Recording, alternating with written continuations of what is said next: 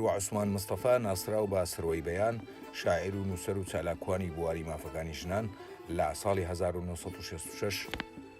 لە شاری کەرکووک چاوەکانی بۆ ژیان هەڵێناوە. بەڵام بەڕەچەڵک دایک و باوکی کۆیینە. سروەی بەیان هەر لە منداڵیەوە ئاشنایەتی لەگەڵ کتێب و شعر و ئەدەبیاتدا هەبووە. ئەوەشیان باوکی ئەو هەلەی بۆ دەڕەخسێنێ عوسمان خۆشناوی نووسەر و شاعیر کە چەندین کتێبی چاپکراوی هەیە. سروەی بەیانی شاعر لە هەشتاکانەوە خولیای نووسینی شعر و پەخشانە شعر دەکەوێتە کەلەی بە هەردوو زمانی کوردی و عەرەبی.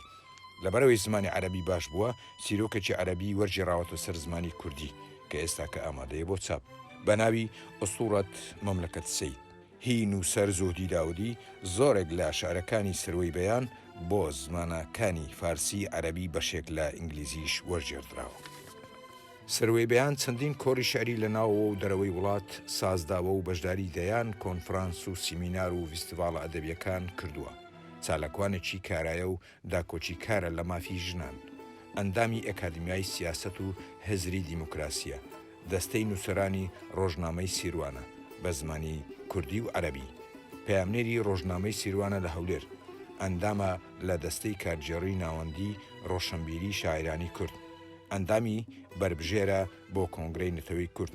ئەندامی تۆڕی نەوایە بۆ چالاکیە مرۆیەکان. دوو کتێبی چاپکراوی هەیە بە ناوەکانی هەناسەکانی ژنێک کۆمەڵە شەعر، تاسەکانی عشق کۆمەڵە شەعر. سروەی بەیان چەندین بەرهەمی تری ئامادەیە بۆ چاپ وەک خۆی دەڵێ بە هیوایە ڕووناچی ببینێ. من بە سۆز و عشقەوە هانام بۆ ڕۆحت هانی، بۆ بادەی عشق و ویساڵ ژوانم بردە ڕێی کانی، چی ڕوودا ئەی بێوەفا ڕووگەی نوێژت وەرجێڕا، تۆی دوورە دەست و بێباک قەدری دڵمت نەزانی.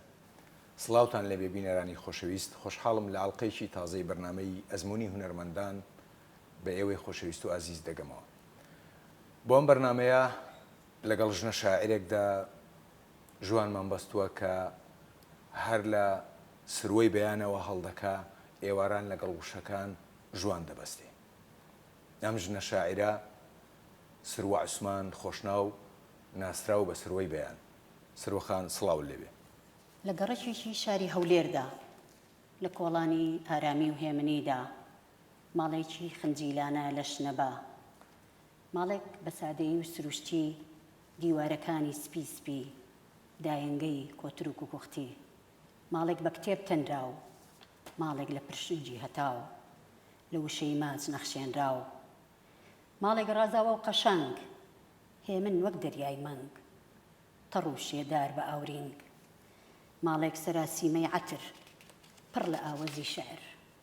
بۆ عاشقان چایە و کەپر، ماڵپادی ئەدەب دۆستیە ماڵێک پڕ لە خۆشەویستیە، ئەوە ماڵی منە و لە پێشوازیە.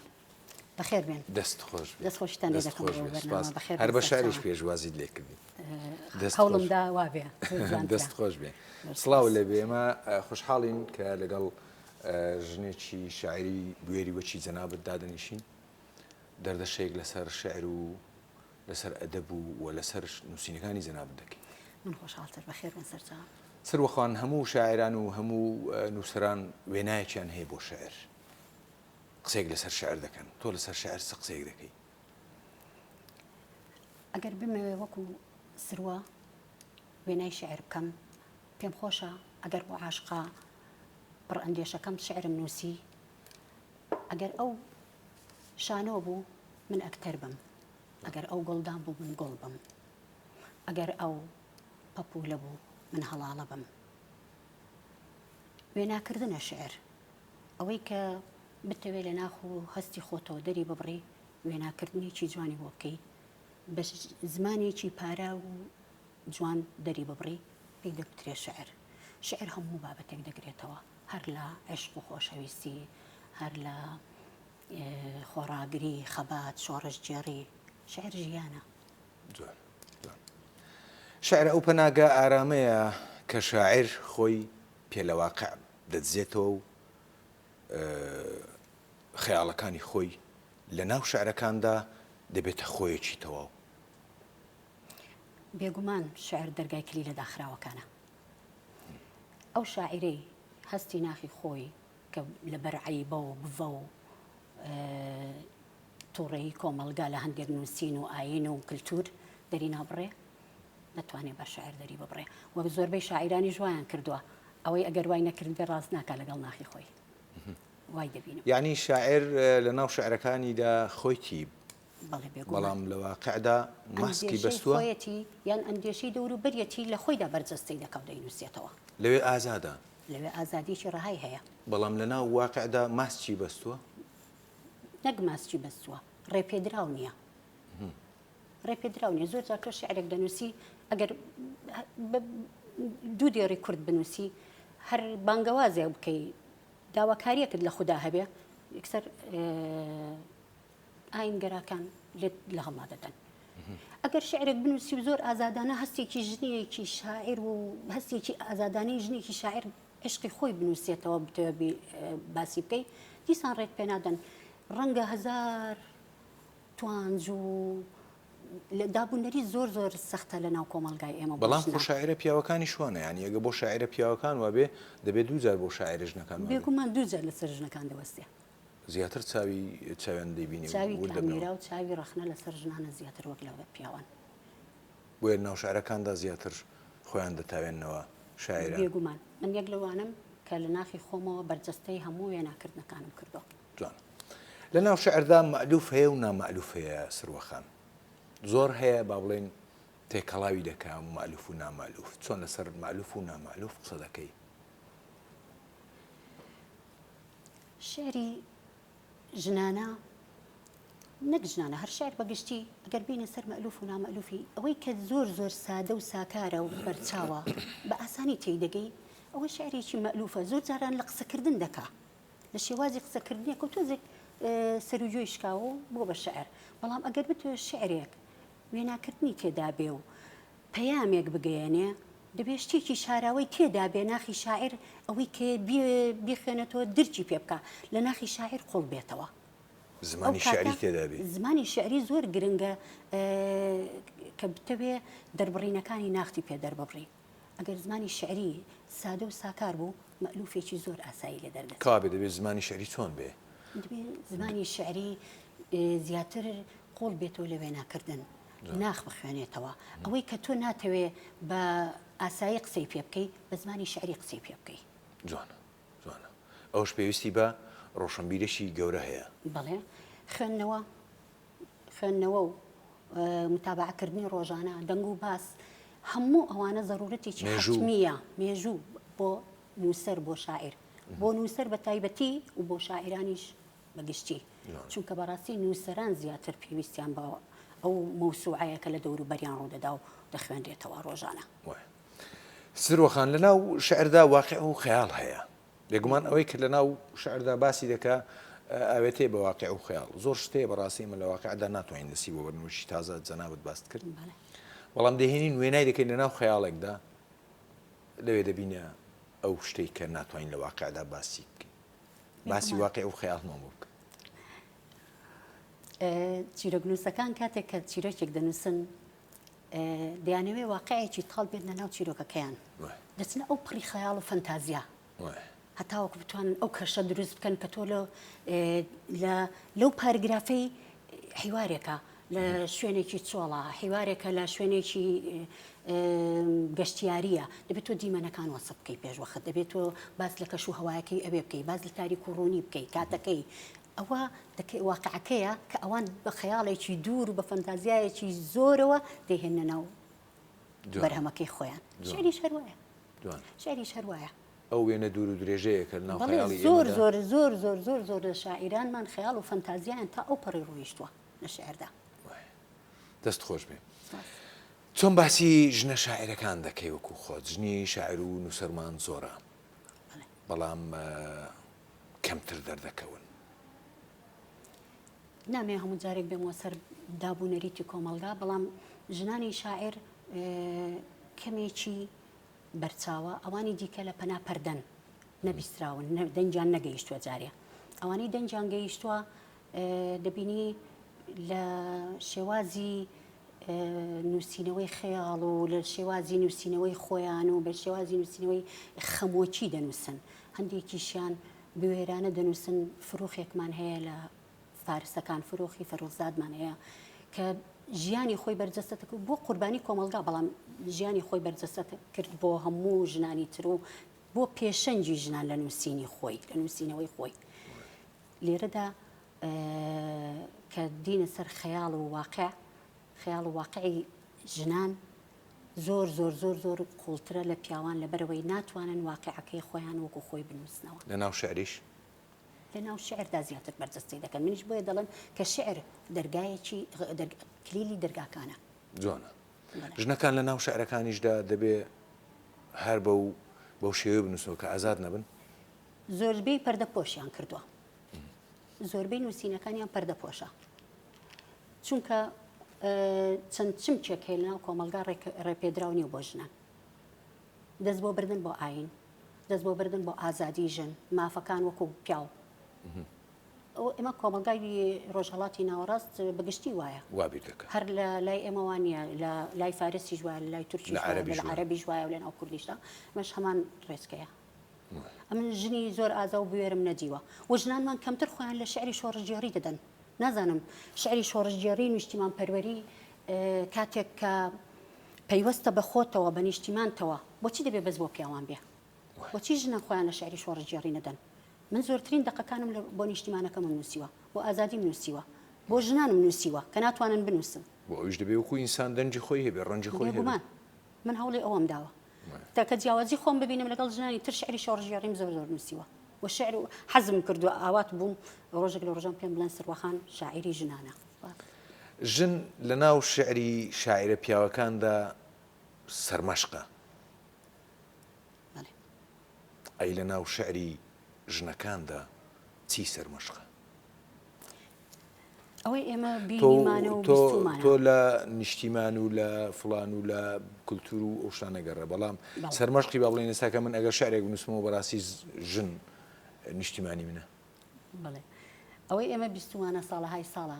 پیاوان بۆ جوانی و لە شولاری ژن و بەژن و باڵا و چاو و ئەبرۆی و سنگ و بەرۆکی شعر دەنووسن کەم لە ژنانمان توانیان وێنای هەستی خۆیان وەکو ژن بۆ پیاوێک دەربەبڕن من ئەوەم کرد ئەو پێناسەیەم ئاوەژوو کردەوە کتێبێکم دەرێنا بە ناوی تاسەکانی عیشق کتێبەکەم 45 کۆپلەی شعریە هەستی ناخی ژنێکە ژنێکی عاشق بۆ معشوقەکەی بە هەموو شێوەکانیەوە 45 کۆپلە دواندنە بەرکەوتنە دوای قسە لەسەر ئەو کتێبە دەکەین خۆشحاڵم ئەوەی کە ئێستا ژن لە هەوڵیدایە تازە گەیشتونەتە ئەو ئاستەی کە بیانەوێ ناخی خۆیان بنووسنەوە وەکو ژن گۆرانیەک بڵێن ژنێک بۆ پیاوی نووسی بێ ئەخر ئەمە چێشەمان ئەوەیە بەڕاستی ئێستا کە گۆرانی بێژی ژن هەیە هەر شعری پیاوەکە دەڵێتەوە بەڵام ئێستا سەری هەڵداوە کەمە ڕاستە کەمە بەڵام سەری هەڵداوە و من یەک لەوانم کە خۆم لە ئەوڵی نووسینەکانمەوە وەکو ژن نووسیوە جوانە وام پێخۆش خۆت نووسیوەتەوە بڵێ خۆم نووسیوەتەوە هەموو ژنانیشم نووسیوەتەوە لە خۆمەوە لە ناخی خۆمەوە ناخی ژنێکەوە ئەگەر بتگەڕێنمەوە ئەو سەرەتایی کە دەست بە شعر نووسین کردووە چۆن دەست بە شعر نووسین کرد چۆن زانی دەو بەهرەیەت هەیە دەیگەڕێنیەوە بۆ ئەو باگراوندەی کە عوسمان خۆشناوی باوکت شاعرێکی لێ هاتوو بووە بێگومان جێپەنجەی بابم لەسەر من جێماوە بەڵام وەکو کچێک وەکو هەرزەکارێک کە تازە هەڵمدا بوو من دەگەڕێمەوە ساڵانی هەشتایەکانی سەدەی پێشوو ئەو کاتێک گەنج بووم نەبوو بوومە 20 ساڵیش حەزم بە شعر خوێندنەوە دەکرد حەزم بە هەموو خوێندنەوەیەک دەکرد بەگشتی هەموو شتێکم ڕنگدانەوەی باوکت بوو ڕنگدانەوەیەکی هەبوو بەڵام من خۆشم حەزم لە شعری شاعران بوو ڕەنگە بڵێم هەموو کتێبەکانی پەشێ و دیوانەکانی پەشێ نامیلکەکان هەموو لەبەر بۆ کاتە بۆ شێرکۆبێ کەسم دەخوێندەوە شعری کۆن و کلاسیکیشم خوێندبووە بەڵام ئەوەی زیاتر حەز و خولیای من بوو نووسینێکی ئازاد بێ بۆیە خۆم دیتەوە لە ناو شعری ئازاد زیاتر جوانە بەڕەهایی بنووسی بەڵێ شعر لە ئەوەش ڕەهای تێدایە لە نووسینی کلاسیکی شعری ڕەها بووە ئازاد بووە شتی نووسیوە بەڵام کێش و سەروا و هێنانەوەی چواری نەوشتیوە تۆزێک قەستەمترە قورسترە نووسینی ئازاد زیاتر پانتایی دەداتێ زیاتر فراوانترە لێچێتی بابەتی تێدایە بەڵێ اینجا ئەگەر هەموو ڕەهەندەکانیش بگریەوە لە شعر نووسیندا تەرکیز نەکەی سەر یەک بابەت و یەکلایەن ئەوە زۆر زۆر باشتریشە.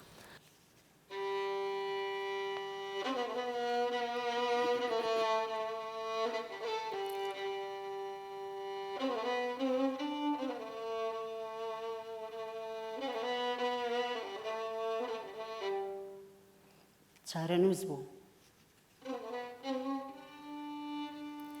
چارەنووس بوو لە گلێنەی چاوەکانت میوانێکی ڕوحسووک بم لەگەڵ پێکەنین و هەنسکی دڵە خەمبارەکەت ئاشنا بم وەک ئاوێنەی ژیان ئاوێتەی ڕۆح و گیانت بم. چارەنووس بوو بێپرسین لە مەرانی دڵ هەتوانی زامی کۆنت بم تاوێ بتخەمە پێکەنین تاوێ فرمێسکت پێبڕژم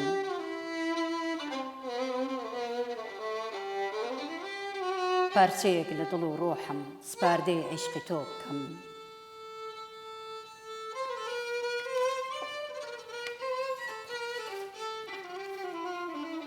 چارەنووس بوو ببمە هاوڕۆح و هاودیەت لە نێو پێڵووی چاوەکانت ئۆقرە بگرم دیدەی ماندوود بحەسێنمەوە ببمە دوو قلووی ئاوێنەی شکاوت زۆر لەسەر خۆ بە شوێنەی بە سۆزی دڵ پێکەوەی بلکێنمەوە.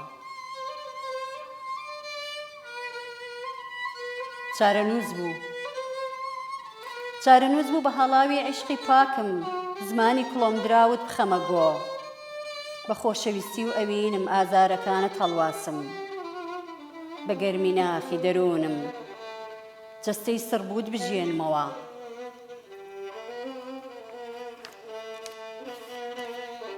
چارەنووس بوو هێدی هێدی توێژاڵی خەم لە جەستەی شەکەتدا ماڵم لە گوڵزاری بەهەشت بژین لە سەردەمی لە سێدارەدانی عیشقا لە ڕۆژگارە تابووەکانی ئەویندا گرەوی عیشق ببەینەوە. چارەنووس بوو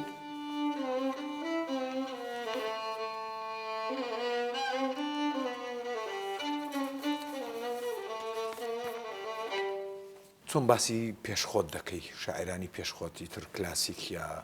با بڵێن لە دوای ڕوانگە و ئەوانەوە شاعرانی پێش ئێمە بێگومان قوتابخانە بوون ئەوەی ئەوان نووسیان ئێستاشی لەگەڵ بێ من هەڵ دەڵێم هەتا ئێستا کەسی دووبارە نەبووە بەڵام قەڵەمی جوانی داهاتوشمان دەبێت و هەشمان بووە دوای نالی و مەحوی و ئێمە کە دەگەین سێ کوچکەی بابان سالم و کوردی و نالی شعریان هەبووە وەڵامدانەوەیان بۆ یەک هەبووە جوانترین دەقەکان لای ئەوان بووە کە دێنە جیلی دوای ئەوان دێنە لای شێرکۆبوویەکە سوود دێنە لای عوسمان خۆشناوە کامەران مکری و بەشێوی شاعر و ئەوانش جیلێکی تر بوون تام و لەزەتێکی تری هەبوو یعنی بەڕاستی هەمویان قوتابخانە بوون بۆ ئێمە. لەو بڕوایەدام نووسینی شعر ئێستا زۆر زۆر ئاسانترە وەک لە جاران چونکە ئەوان شتێکی گەنجینەیەکی زۆر جوانیان بۆ ئێمە بەجێهێشتووە ئێمە دەتوانین بناغەیەکی زۆر جوانمانێت توانین سوود لەوان ببینین ئەگەر وامان نەکردوێ بەلاڕێدا دەچین. من چانازی دەکەم ئەوان هەمووی قوتابخانەیەک بوون بۆ من سەرەتایەکی باش و بناغەیەکی باشیان بۆ ئەدەبی کوردی دامەزراندە بڵێ با چ شاعرێک سەرسان بووە جگە لە شعرەکانی بابم پێویست ناکە هەندە باسی ئەوەی بکەم چکە هەموویم لەبەر کردووە و هەموویم نووسیوەتەوە هەموویم پاگنووس کردووە بۆ چاپ ئامادەم کردو یەک بەیەکی شعرەکان دێر بە دێڕی بەڵام زیاتر بە پەشێو سەرسان بووم و زیاتر بە شعری شێرکۆبێکەس و کامەران مکری و ئەوانەی کە لە جیلێک پێشی خۆم بوون نەک ئەوانەی کە زۆر کۆنتر بوون کلاسیکەکان وەلو بۆ ئەوانیشم خوێندێتەوە بابەتی شعری زۆر هەموو بابەتێک دەخوێنمەوە. ئەگەر بەبیرت بێ تازە کەشکۆڵێکت پێنیشاندان بەڕاستی ساڵی 1984 وانەی تێدا بوو یەکەم شعرت چی بوو بەبیردێت شعرێکە نووسیوە؟ یەک شعرم لە ناو دیوانەکەم دانا چاپم کرد زۆرم شعر نووسیوە لە ساڵانی هەشتاەکانەوە ئەو کاتە هەروەی عێراق و ئێران بوو شعرم بۆ شیوەن و ڕۆڕۆی دایکان شعرم بۆ نالەباری ژیان بۆ چەساوایی بۆ جێردەستەیی ڕژێم زۆرم نووسیوە بەڵام ئەو کاتەکە بە چاپم نەگەیان بێخەمی بوو ئێستا هەستم کرد هەمووی کرچ و کاڵە یەکەم شعرت لە بیرە یەکەم شعرم هێنا ناو دیوانە شعریەکەم بە ناوی چی بوو؟ بە ناوی هیچ وێنەیەک وەک ڕوخساری جوانە سەرسامم ناکە هیچ نیگایەک هێندەی نیگای چاوەکانت مەستم ناکە هیچ ئاوازێک لەم جیهانە بە سیمفۆنیای دەنگت ناگە هیچ بینینێک هێندەی دەرکەوتنی تۆ گەشببینم ناکە هیچ وشەیەک هێندەی چپەی لێوەکانت عاشقم ناکە ئەوە یەکەم شعرەکانی ساڵانی هەشتایەکانمە بەڵام دوای ئەوە بەردەوام شعرم نووسیوە بەس زیاتر دەستم بۆ وەرجێڕان برد لە نەوەتەکان حەزم دەکرد پەخشان و شتەکانی لە عەرەبیەوە پێیان سەرسام بوو مۆریان جێڕم زۆرم لە پەخشانەکانی ڕەجا ئەنەقاش وەرجێڕاوە لە کتێبەکەی تەئەمولات فی الئینسان هەندێک پەخشانە شعری نەزار قەبانی وەرجێڕا هەندێک لە نووسینەکانی نەوال سەعدانی وەرجێڕا ئەو کاتە پێی سەرسام بووم بەڵام لە ساڵی 93 بە تایبەت کتێبێکی کورد چیرۆکێکی کورتی زوهدی داودی نووسەری عەرەب وەرجێڕا لە عەرەبیەوە بۆ کوردی نزیکەی 40 لاپەڕەیەک دەبوو 45 لاپەڕە بڵاو بۆ تۆ؟ بڵاو نەبووتەوە یەک دوو زنجیرەم لە پاشکۆی ڕێگای کوردستان لێ بڵاو کردەوە بەڵام دەستنووسەکەیم تایپ کرد دەستنووسەکەیم تا ئێستا ماوە و خۆشحاڵم کە دوێنێ لە پێشەوەی بێم بۆ دیدارە دەستنووسەکەیم دۆزیەوە لە ناو ئەرشیفەکان و ئەویشم هێناوە بەس هەمووی تایپ کراوە ئێستا ئامادەیە بۆ چاپ ئامادەیە بێت وەچی کتێب بەڵێ جوانە ئامادەیە بۆ چاپ تۆ بە دوو زمان دەنووسی سروەخان هەم بە عەرەبی و هەم بە کوردی شعری عەرەبیت هەیە؟ بەڵێ شعری عەرەبیشم هەیە ئەو عەرەبی زمانە ینی دەگەڕێنیەوە بۆ چی ینی تۆ بۆ باوکت بە حکمی وەزیفەی بابم سەرۆکی چاپخانەی شیمال بوو لە شارەوانی کەرکووک 17 ساڵ لە کەرکووچە ئەمنیش لە کەرکووچە دەژین ئیتر ئەو کاتە پۆلی سێی ناوەندی بووم یەکسەری تعریب کرا خوێندنمان بوو بە عەرەبی ئێمە بە ئیجباری فێرە عەرەبێکی زۆر جوان بووین تا خوێندن تەواو کرد هەمووی عەرەبی بوو تر عەرەبیەکەم زۆر جاران کە تەرجەمەت کرد معنای عەرەبیەکە زۆر بەقووەتە زۆر جاران عەرەبی دەنووسم جوانتر لە کوردی حەزم لێیەتی جوانە هیچت بە عەرەبی با بڵێن هیچ شعرێکت بە عەرەبی بڵاو کردوتەوە؟ بەڵێ زۆرم بڵاو کردوتەوە وەکو نامیرکە نەخێر کتێبی شعریم بڵاو نەکردوتەوە بە عەرەبی بەڵام شعرەکانم لە زۆربەی مجلە عەرەبیەکان و گۆڤارەکان و هەر لە ناو واڵەکەی خۆم لە ناو فەیسبوک بڵاوم کردوتەوە چەندین شاعر بەڵێ لە ڕۆژنامەی سیروان چکە لە خۆم ئەندامی دەستەی نووسەرانم لە ڕۆژنامەی سیروانی کەرکووک بە عەرەبی کوردی دەردەچێت زۆربەی شعرەکانم لە عەرەبیەکەی بڵاو کردوتەوە جوانە شعرەکانی تۆ وەرژێردراونتە سەر زمانی با بڵێن عەرەبی فارسی بەشێک لە ئینگلیزی شعرەکانم هەر لەگەڵ سوشیال میدیا دەورێکی زۆری هەبوو بۆ بڵاوبوونەوەی شعر لە واڵەکەم لە فەیسبوک لە ساڵی 2011 و 12 ئەمە شعرەکانم بڵاو دەکردەوە ئەوانەی عەرەبی مامۆستایەکێ لە نووسەرێکی زۆر جوان و بەتوانایە مامۆستا ڕەشید سیوەیلی هەیە لە ئەڵمانیا دادەنیشێ زۆربەی شعرەکانی کردە عەرەبی مامۆستا فەتح خەتاب هەیە شانۆنووسە لە هەولێر مامۆستای هونەرە جوانەکانی هەولێر بوو بەڵێ ئەو نزیکەی 40 تا 50 دەقیمنی کردووە بە کوردی عەرەبی مامۆستا ڕەشید سیوەیلی تقریبا وابزانم دیوانەکەمی هەموو کردووە بەنسبەت فارسیش خاتوو جەمیلەی سەمەدی هەیە تاکتاکە شعرەکانمی دەکرد بە فارسی دواتر ڕۆژێک هاوڕێیەکی فەیسبووکم ناوی سەلاحی بەهرامی بۆ وەرگێڕێکی زۆر جوانە پرسی پێکردم و ئیزنی لێ وەرگرتم کە کتێبەکەم وەرگێڕێتە سەر هەردوو کتێبەکەم وەرگێڕێتە سەر فارسی خۆشحاڵانە ئێستاکە حالیان لینکەکەیم لەلایە و ئامادەیە بۆ چاپ بەڵام سپۆنسەری دەوێت کراوە بە فارسیش کتێبی هەناسەکانی ژنێک کراوە بە فارسی و کتێبی تاسەکانی عشقیش وا لە بەردەستێتی و ئەویش تەواو دەبێت بۆ ئینگلیزیش هەندێک هاوڕێم هەن لە دەروی وڵات دەژین لە بەریتانیا و ئەوانە چەند جار دەقەکانیان وەرجێڕاومەتە سەر ئینگلیزی بۆیان ناردمەتەوە خۆشم بڵاوم کردوتەوە سروخان تۆ تا ئێستا دوو کتێبت بە چاپ گەیاندووە هەناسەکانی ژنێک تاسەکانی عشق ئەوەی من هەردووچیانم خوێندوتەوە تاسەکانی عشق 45 کۆپلەیە و بە ژمارەشدات بەزاندووە بەڵام لە هەموو سەری هەموو کۆپلەیەک ختابەی خۆشەویستەکە یعنی ختابەی تێدایە وشەی خۆشەویستم بەکاردێنیەوە دووبارە تاسەکانی عشق کتێبێکی جیاوازە بەو پێی کە ژنێک بۆ بەرامبەرەکەی دەنووسێ بەرکەوتنی ژنە بۆ پیا و مێینەیەک بۆ نێرینەیەک دەنووسێ لێرەدا من شەرمم نەکرد لەو نووسینە بە 45 کۆپلە هەستی خۆمم دەربڕی بۆ ژنێکی عاشق شتی خۆی نەنووسێ ئەوەی لە دڵی دە بە ئازادانە بینووسێ وە جەختم لەسەر ئەوەش کردەوە هەموویم بە وشەی خۆشەویستم دەست پێ کرد بۆی جەخت بکەمە بڵێم ئایا ژنیش دەتوانێت بڵێ من خۆشەویستم یعنی ئاماژەی بە بڵین بۆ ئەوی بەرامبەر هەموو جارە ئاگاداری دەکەوە بۆیە دووبارەت کردوێتەوە خۆشەویستم جەختکردنە بۆی بڵم کە من ژن و باز لە خۆشەویستی تۆ دەکەم ئاگاداری بەرامبەرەکەت دەکەی کە خۆشەویستم ئەگەر بکرێت کۆپلەیەکم بۆ بخوێنیەوە بەسەر چاو خۆشەویستم گەربووم بکرێ قەڵایەکت لە وشەی جوان بۆ هەڵدەچنم بە پلیکانی خۆشەویستی بۆی سەرکەوی تا هەنووکە هیچ شازادەیەک لە دنیا بۆ چڕکەیەک خەیاڵی وای نەکرد بێ کێڵگەی ڕوحم دەکەم بە باخ گوڵی وشەی تیا دەڕوێنم هەر وشەیەک لە ڕەنجێ بێ دەربڕینیان بۆنی گوڵ و ڕێحانە بێ تو لە نەمامی ئەوین پەلبها بێ هێشووی ماچ سەر و قژی بۆ دابێنێ دەتکەم بە شازادەی شعرم لە باخی ژین بە عیشقەوە نەمامێکت بۆ دەچێنم بە ڕوحم ئاودێری دەکەم تا ببێتە سایە و سێبەر بۆ ژوانمان نەکەر هێندەش من دەمەوێ ببێت بە کاروان سەرای گشت عاشقان سێ پرسیارمەوە بە خێرەی ئەگەر وەڕام دێ سپاس دەکەم شعر بە برینەکانی سروەی بەیان وێراوە یان هێشتا من لە ژیانمدا مردنم بینی پێشی 10 ساڵ نەخۆش کەوتم نەخۆشیێکی درێژخایان بووە ئەوەی کە ڕێی پێدەگرتم ژیان نەکەم کەچی من بە شعر هەموو ناخی خۆمم دەربڕی هەموو ئازارەکانی خۆم کردە شعر کردمە نووسین کردمە پەخشان ڕەنگە سبەی ڕۆژێ ببێتە ڕۆمانێکیش شعر بۆ من هەوێن بوو پەناگەیش بوو پەناگەش بوو ئەگەر شاعر نەبای حەزت دەکرد چی بای ئەوەی ڕاستی بێگەر شاعر نەبام حەزم لێ بوو توێژەرێکی کۆمەڵایەتی بام حەزم لێ بوو لەگەڵ ئەندێشە و ئازاری خەڵکی خۆم بژیا بام یاسا و ڕێسای ناعەدالەتی و یاسا و ڕێسای گونجاو لە ناو کۆمەلگانە هێڵم بدژی بۆستمەوە ببمە یاریدەدەری ئەوانەی لێ قەوماون توێژەری کۆمەڵایەتی کێشەی ژنان حەل دەکەن زیاتر کێشەی ئەو مێینانە چارەسەر دەکەن کە لەژێر کۆیلەی نێرینەکانن کۆیلەی باوک و بران کۆیلەی کۆمەلگان کۆیلەی ئاینن زۆرم پێخۆش بە گەر شاعر نەبام توێژەرێکی کۆمەڵایەتی بام ئێستاش لە قوتابخانە من مامۆستام بەڵام زۆر جار کاری توێژەری کۆمەڵایەتیش دەکەم